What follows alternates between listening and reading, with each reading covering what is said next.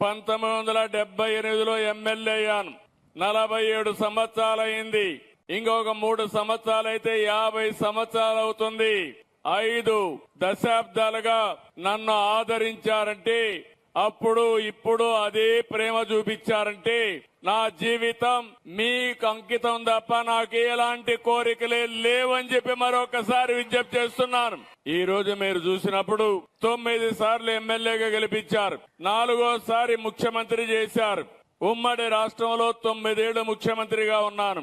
నవ్యాంధ్రలో 6వ సంవత్సరం ముఖ్యమంత్రిగా ఉన్నాను. 15 సంవత్సరాలు ముఖ్యమంత్రిగా ఉన్నాను. 15 సంవత్సరాలు ప్రతిపక్ష నేతగా ఉన్నాను.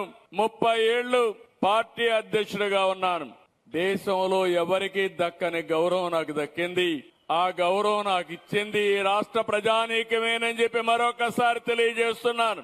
అలాంటి మీకు ఇలాంటివి చూసుకున్నప్పుడు నా ప్రయాణాన్ని, నా ప్రస్థానాన్ని తలుచుకుంటే నా గుండె ఆనందంతో ఉప్పొంగుతా ఉంది. మిమ్మల్ని చూసినప్పుడు నా మీద మీరు చూపించిన అభిమానానికి నేను కూడా మీరు ఒక్కసారి ఆలోచిస్తే ఎన్టీ రామారావు గారి దగ్గర పనిచేశాను.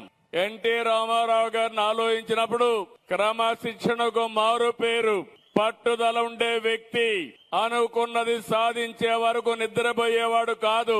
ఉదయం నిద్రలేసి 5 గంటలు నేను పోకపోతే, 5 గంటలు తెల్లవారితో పోకపోతే 5 గంటల 1 నిమిషానికి ఫోన్ వచ్చేది, బయలుదేరారా లేదా అని.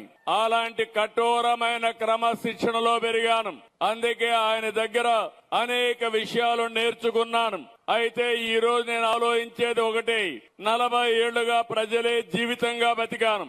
రాష్ట్రం బాగుండాలని ఆలోచించాను. ప్రజల జీవితాల్లో మార్పు రావాలని కోరుకున్నాను. మన బిడ్డల యువత భవిష్యత్తు బాగుండాలనేది నా ఆకాంక్ష అని చెప్పి కూడా నేను మీకు తెలియజేస్తున్నా.